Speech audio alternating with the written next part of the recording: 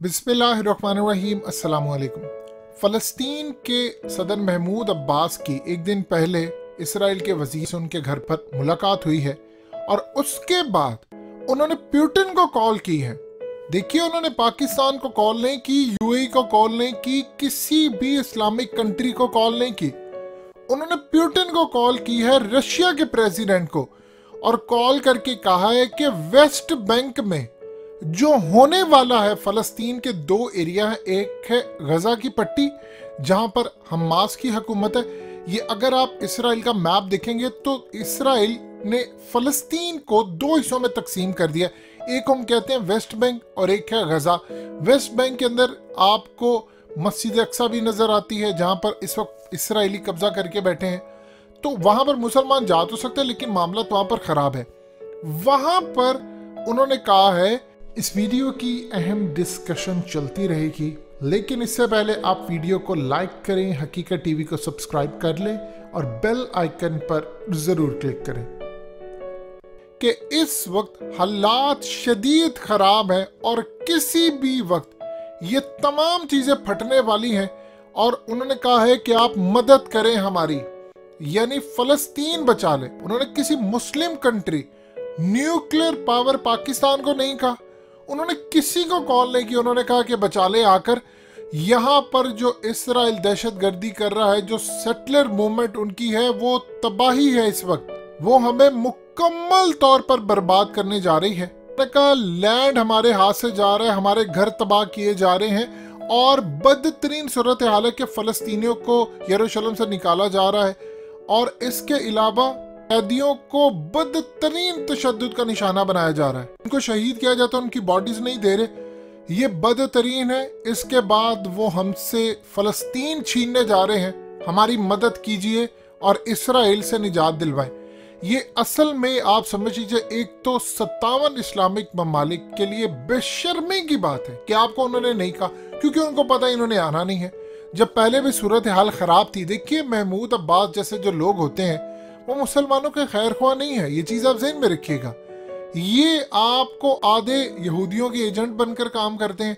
असल में ये वो लोग होते हैं जिन्होंने कभी फायदा नहीं दिया।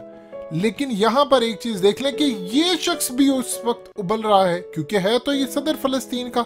अलग बात है, मैप पर फ़लस्तीन का कोई नक्शा नहीं। फिर भी उसने पुतिन को कहा आकर बचा लो। क्यों? क्योंकि शाम के अंदर पुतिन है मौजूद। S-400 से लेकर उसकी बेसिस वहां पर मौजूद है, उसकी एयरफोर्स है और उसकी ग्राउंड फोर्सेस हैं। वो तमाम चीजें उसकी वहां पर मौजूद है। उसने कहा कि बचाएं हमें आकर, नहीं तो हमारे हाथ से ये एरिया पूरा जा रहा है। अब ये क्यों बात उन्होंने कही?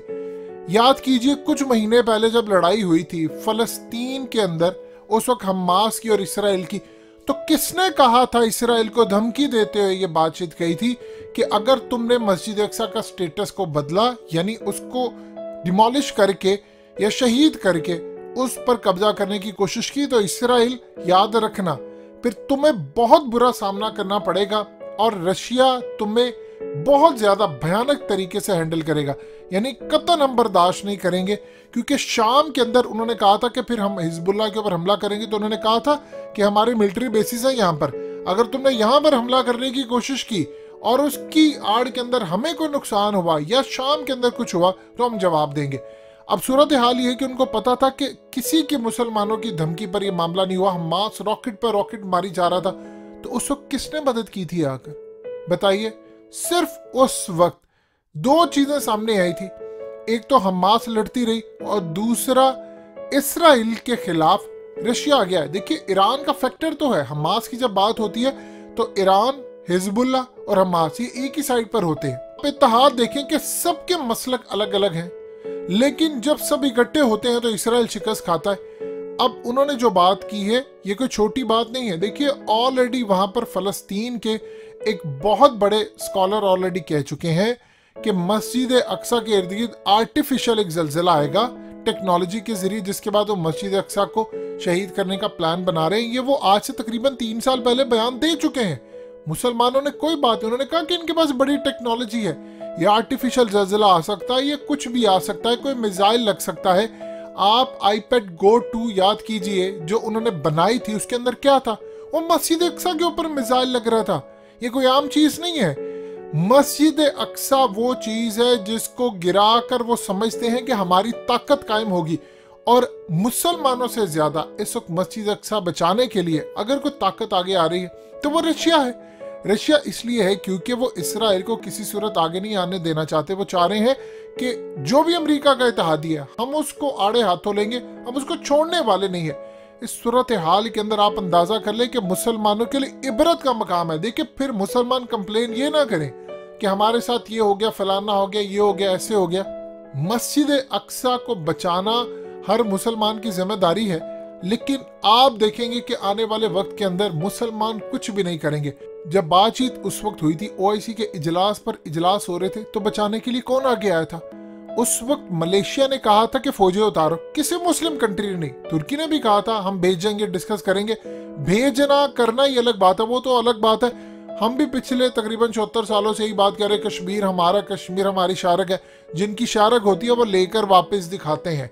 वो हमारी तरह नहीं होता कि सिर्फ हमने नारे मार दिए, वो जी हम कर लेंगे। करना हमने वैसे कुछ नहीं है। कश्मीर का मामला वैसे हमने तय कर दिया है। अगर हमने लेना है तो फिर जाकर लड़ना पड़ेगा। बातों से अक़वाम मुत्तहिदा को जाकर कहने से नहीं होगा।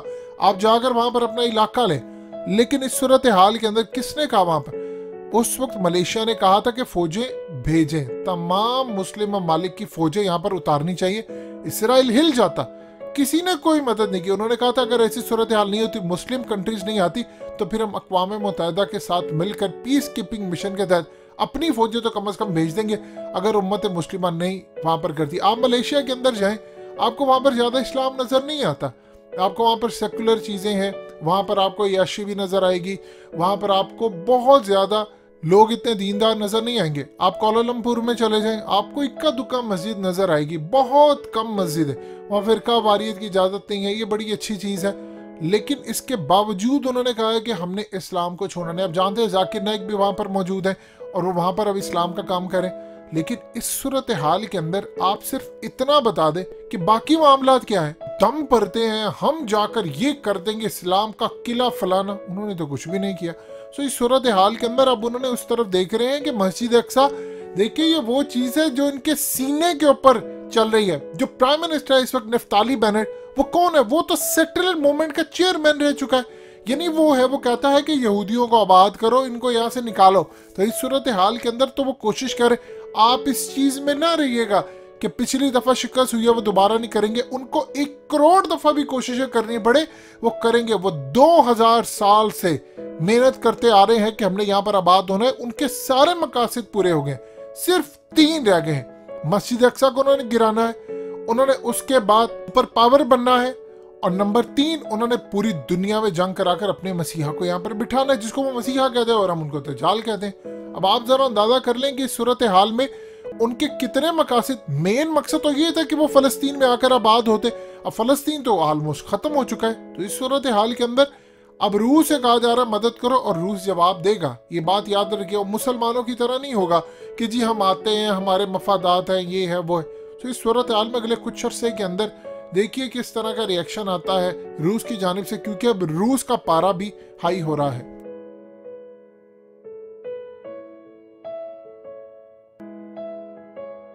हकीकत टीवी को सब्सक्राइब करना मत भूलें, वीडियो को लाइक करें, शेयर करें और कमेंट सेक्शन में अपनी राय का इजहार जरूर करें।